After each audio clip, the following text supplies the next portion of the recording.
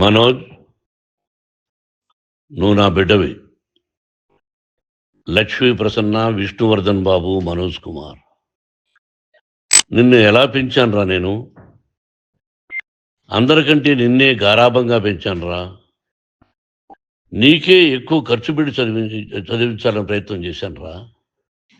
నువ్వు ఏది అడిగినా నేను నీకు ఇచ్చానురా. కానీ ఈ రోజున నువ్వు చేస్తున్న పని బిడ్డల గుండెల మీద తంతారంటారే, అలా తన్నేవరా. మనసు ఆవేదనతో కింగిపోతుందిరా. నేను మీ అమ్మ ఏడ్చుకుంటున్నావురా. జర్నలిజం ఉన్నది లేనిది, లేనిది ఉన్నట్టు రాస్తున్నారా. నువ్వు నన్ను కొట్టడం ఏంట్రా? నా బిడ్డ నన్ను తాకలా. ఇద్దరం ఘర్షణ పడ్డాం కొన్ని కారణాల వల్ల. ప్రతి ఫ్యామిలీలోనూ ఉంటాయిరా ఇవి. లేనివాడు ఎవరైనా ఉంటే ప్రపంచంలో ఒకరున్నారేమో, 1% ఉంటుందేమో. అటువంటి వాళ్ళ ఇంటికి వెళ్ళి కాళ్ళు గడిగి నిద్ర పూసుకోవచ్చు. భారత భాగవత రామాయణాలు చూశావు కదరా. ఏమిటిది? మీ అమ్మ ఎంత కుమిలిపోతుంది ఈ రోజున హాస్పిటల్ చేరింది. నీ వల్ల హాస్పిటల్ చేరుతాను. చూడు మనోజ్, నీకు అన్నీ ఇచ్చిన ఈ రోజున నువ్వు నా గుండెల మీద తనడమే కాకుండా అపకీర్తి తీసుకొచ్చావు. ఏదేదో రాశావు, ఏదేదో చెప్తున్నావు. కొంతమంది జర్నలిస్టులు ఉన్నది లేనిది, లేనిది ఉన్నట్టు రాసే వాళ్ళ తత్వం వాళ్ళకి. ఎందుకంటే టీఆర్పీ పెరగాలి. ఇది వాళ్ళ నైజం. మనం మార్చలేము. వాళ్ళందరి మీద మన కోర్టుకు వెళ్ళలేము. వక్ స్వాతంత్రం అంటారు, ప్రజాస్వామ్యం అంటారు. ప్రజాస్వామ్యంలో కూడా కొన్ని హద్దులు ఉన్నాయి. ఇది నీకు తెలుసు అనుకున్నా. ఎంత మంచి నటుడివి నువ్వు. నీ భార్య మాటలు విని తాగుడుకు అలవాటు పడిపోయావు. వింటున్నావా మనోజ్? ఎవరిని నమ్మాలో ఎవరిని నమ్మకూడదో పరిస్థితి తీసుకొచ్చావు. విద్యాలయాలు ఎంత గొప్పవిరా. మనం 25% కులమతాలకు అతీతంగా ఫ్రీ ఎడ్యుకేషన్ ఇస్తున్నాంరా. క్యాస్ట్ అనేది తీసేశానురా 92లో ప్రాస్పెక్ట్స్లో. నువ్వు చదువుకున్నావురా. అక్కడ చదువుకున్న బిడ్డలు IAS, IPS అయ్యారా. ఎంతోమంది గొప్పవాళ్ళు అయ్యారా. నువ్వు నటుడుగా ఎంతో గొప్పవాడివి. తాగుడికి అలవాడబడి నువ్వు నీ భార్య ఇంట్లో బిహేవ్ చేస్తున్న విధానం ఆ భగవంతుడు సర్వేశ్వరుడు తెలుసు. భగవంతుడు చూస్తున్నాడు రా. నేను తప్పు చేసినా, నువ్వు తప్పు చేసినా, ఎవరు తప్పు చేసినా. ఎంత అవకాశం ఇచ్చావు మాట్లాడుకునేదానికి అందరికీ.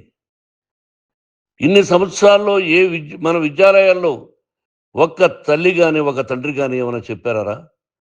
ఆ బిడ్డలు మన బిడ్డలు రా. మీరెంతో నాకు అక్కడ ఉన్నవాడు కూడా నా కూతుర్లు, నా కుమారులు.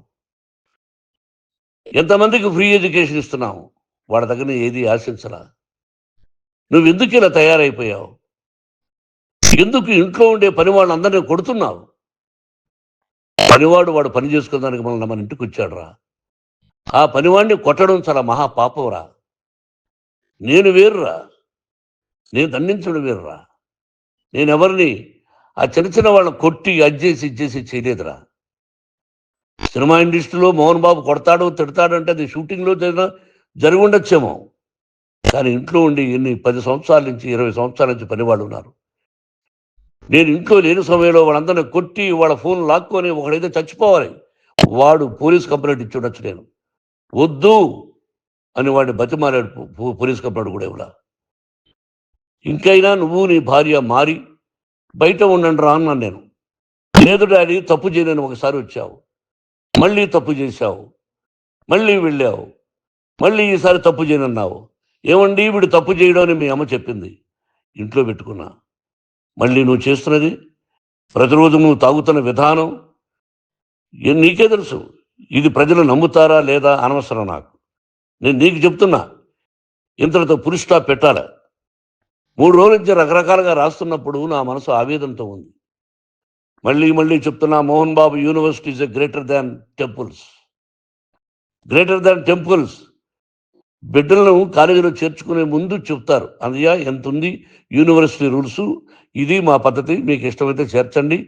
గవర్నమెంట్ ఏమి ఇస్తుందో ఇంత పర్సంటేజీ వాళ్ళకు కూడా మీ దగ్గర ఎందుకు డబ్బు తీసుకుంటున్నాం అంటే దానికి అర్థం పరమార్థం చెప్పాము. దొంగతనంగా తీసుకోలేదు, ప్రతిదానికి చెక్కులు ఉన్నాయి, అది అకౌంట్ ఉంది. దానిలో తప్పులు జరిగితే డిపార్ట్మెంట్ ఉంది. కాలేజీలో ఏదైనా తప్పు జరిగితే గవర్నమెంట్ ఉంది. ఇవన్నీ నీకు తెలుసు. ఈ రోజున ప్రపంచంలోనే నెంబర్ 1గా చేయాలని మీ అన్న కష్టపడి ఇతర దేశాల్లో నెంబర్ 1 యూనివర్సిటీ టైఅప్ చేశాడు. ఈ రోజు నువ్వు చేసిన విధానం ఏమిటి? నువ్వే ఒకప్పుడు నాకు ఇవి ఏమొద్దు, నేను యాక్టింగ్ అన్నావు. ఈ రోజున ఏం చేస్తున్నావు? విద్యాలయాల మీద పడ్డావు. తల్లిదండ్రులు చాలా గొప్పవాళ్ళరా. కొంతమందికి డబ్బు కట్టలేకపోవచ్చు, కట్టని వాళ్ళకు కొంత సహాయం చేసావు. అంతా సహాయం చేయలేము. బ్యాంకుల్లో డబ్బు కట్టాలి, లెక్చరర్స్కి డబ్బులు ఇవ్వాలి, యూనివర్సిటీ బ్రహ్మాండంగా నడపాలంటే మంచి లెక్చరర్స్ కావాలి. ఇవన్నీ తెలిసి చేస్తున్నావురా 32, 33 సంవత్సరాల నుంచి. అది పక్కన పెడితే అందరినీ కొట్టడానికి వస్తావు. మీ అన్నం తిడతావు. ఒక వ్యక్తి వినయ్ గారని ఆయన వ్యక్తి హెల్ప్ చేయడానికి వస్తే ఆ వినయ్ ఎవరు లజ్జాగుడికి చంపేస్తాను వాడు అన్నావు. ఇవన్నీ ఎంత తప్పురా? అంటే మీ నాన్నగారికి ఎవరు సహాయం చేయడానికి వస్తే వాళ్ళందరినీ లజ్జాగుడుకులు అంటావు, చంపేస్తానంటావు. మీ అన్నను చంపేస్తానన్నావు. చంపరా చూద్దాం మీ అన్న. నేనే అన్నా. తాకరా నీ ధైర్యం ఉంటే అన్నా. ఎంతమందిని చంపాలనుకుంటున్నావు? ఎంతమందిని చేయాలనుకుంటున్నావు? నువ్వు ఏం సాధించాలనుకుంటున్నావు? ఆలోచించుకో. ఈ ఇంట్లోకి అడుగు పెట్టడానికి నీకు అధికారం లేదు. ఇది నా కష్టార్జితం. మా నాన్నగారు 10 రూపాయలు 10 పైసలు కూడా ఇవ్వలేదురా. మంచి జన్మనిచ్చాడు మా నాన్నగారు. మద్రాసుకు వెళ్ళి వీధుల్లో అడుగు తిన్నాను రా. ఒక పూట కూడా భోజనం లేకుండా అడుగు తిన్నాను రా. న్యాయంగా మోహన్ బాబు తిడతాడు కొడతాడంటారు కానీ మోసగడం అనలేదురా. నీట్ పార్లమెంటేరియన్గా బయట వచ్చాను రా. నువ్వు నా పరువు ప్రఖ్యాతులు మంట కలిపావు. ఏమిటి నేను చేసిన అన్యాయం? నీకు జన్మనిచ్చాను, అదా నేను చేసిన పాపం. అందుకే ఇది నా ఇల్లు అన్నావు. నువ్వు నీ ఇల్లు కాదు. నీ కష్టార్జితంతో నువ్వు సంపాదించుకున్న ఇల్లు నీది. ఇది నా డబ్బు, నా కష్టార్జితం. నా కష్టార్జితంలో నేను పిలిస్తేనే మీరు ఇంట్లోకి రావాలి. అటువంటిది పోగొట్టుకున్నావు నువ్వు. ఆస్తులు అంటావా? ముగ్గురికి సమానంగా రాయాలా లేదా అది నా ఇష్టం. ఆస్తులు ఇస్తానా, లేకపోతే గంగపాలు చేస్తానా, లేకపోతే ఎవరికైనా దానధర్మాలు చేస్తానా, అది నాకు సంబంధించిందిరా. నా కష్టార్జితం రా.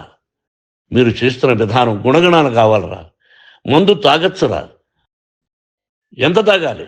నేను కూడా 1 or 2 పెగ్స్ తీసుకుంటా. ఇది తప్పు కాదు, జనానికి తెలియాలి. నా డబ్బు ఇది. తాగి ఎవరిని కొట్లా, తాగి నేను తింటున్నా. అది ప్రజలకు అక్కర్లా. నేను తప్పు చేస్తేనే ప్రజలకు కావాలా. ఇవన్నీ ఉన్నాయిరా. ఇవన్నీ తెలుసుకో. జర్నలిస్ట్ సోదరులారా, మీకు నా గతాన్ని తెలుసు, నా భవిష్యత్తు, నేను ఎక్కడి నుంచి వచ్చాను కూడా మీకు తెలుసు. ఈ రోజున మీరు రాస్తున్న విధానం, నా బిడ్డ నన్ను కొట్టాడన్నారు. ఎంత తప్పు! ఈ రోజున నా బిడ్డ మీద కోపంతో అవును చెప్పచ్చు. కాదు, వాడు నా మీద చెయ్యెత్తలేదు. నేను ఘర్షణ పడ్డాం. ఘర్షణ వేరు, కొట్టుకోవడం వేరు. గాయాలతో హాస్పిటల్కి వచ్చి కుంటుకుంటుగా నడిచాడు. మళ్ళీ ఏమని పోలీస్ స్టేషన్కి వెళ్ళి చెప్పాడు. ఎవరో 2 ఉన్నారు, వాళ్ళిద్దరూ నా మీద దాడి చేశారన్నాడు. నా ఇంట్లో పనిచేస్తున్న వ్యక్తుల గురించి పోలీస్ స్టేషన్కి వెళ్ళి చెప్పవలసిన అవసరం అతనికి లేదు, హక్కు లేదు. పోలీస్ డిపార్ట్మెంట్ కూడా తెలుసుకోవాల్సిన విషయం. నా ఇంట్లో ఉండే వర్కర్స్ మీద నేను కంప్లైంట్ ఇవ్వాలి. నువ్వు పర్మిషన్ లేకుండా నా ఇంట్లోకి నువ్వు చొరబడి ఇల్లు నాదంటూ ఇంట్లో పనిచేస్తున్న వర్కర్స్ మీద కంప్లైంట్ ఇచ్చావు. అది ఎంతవరకు పోలీసు న్యాయమో రూల్సో చూద్దాం.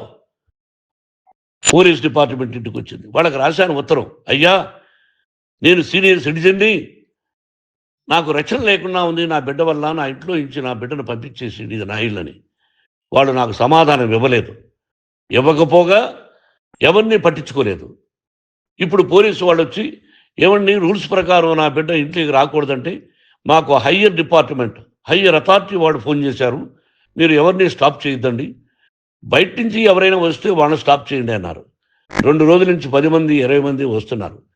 వాళ్ళు అలా చూస్తూ నిలబడ్డారు. వాళ్ళు ఫోటోలు తీసుకున్నారు, వాళ్ళ మీద మళ్ళీ వదిలేస్తున్నారు. ఎవరిని నిందించాలి? But I give respect to the police department. వాళ్ళకి ఎవరు ఏ అధికారి ఫోన్ చేశాడో, ఆ అధికారికి ఏ పొలిటీషియన్ చేశాడో అది వాళ్ళకే వదిలేస్తున్నా.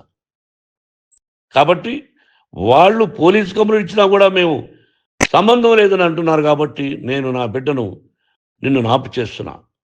నువ్వు ఇంట్లోకి వచ్చే అధికారం నీకు లేదు. నువ్వు వచ్చి నీ బిడ్డను తీసుకెళ్ళు. సంతోషం.